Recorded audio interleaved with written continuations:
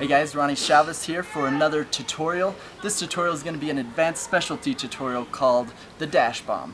Now you need to know the dash vault and the front flip to be able to do this trick, and because it's an advanced trick you need to be experienced with these moves as well as be comfortable with flips from height.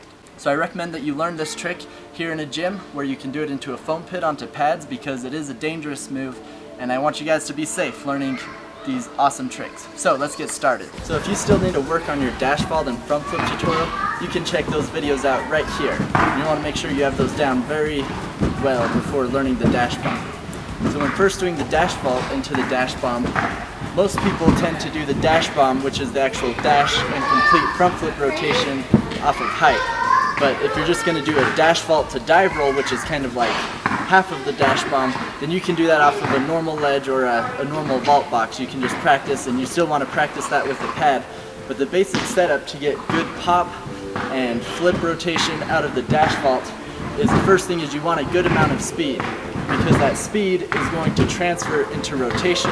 Because what happens is you jump into the dash vault and pick your feet out in front of you, all that speed is going to be hitting your hands when you place your hands down for the dash vault and stopping your momentum. And it's that stopping motion that's going to throw you into the front flip. Kind of like a normal front flip, how you run and stomp your feet on the ground to give you that rotation. It's the same idea, only you're doing it with your arms.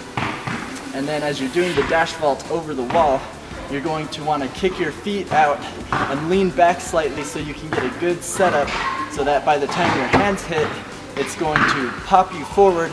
If you also kick your feet up slightly, it'll give you a little bit more rotation as you pop them up and then tuck them down. Now make sure your arms are straight and rigid as you take off into the dash vault.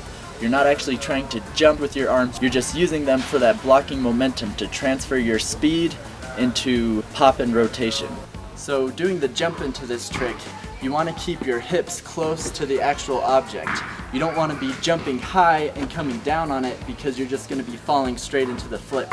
So you want to make sure you're jumping into it like a ramp where you're close, have a lot of speed, so then as your hands push, it's going to be launching you even higher on your takeoff.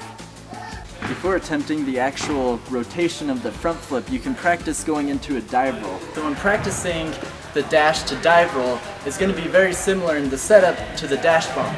Now the only difference is going to be with the dive roll, instead of tucking it all the way around like the front flip in the dash bomb, you're actually going to go into the same motion, tuck it for a little bit, but then you're going to open up again with your hands to spot for the dive roll like you would a normal dive roll. A safe way to practice going into the dive roll is by placing one foot on the ground at the last second.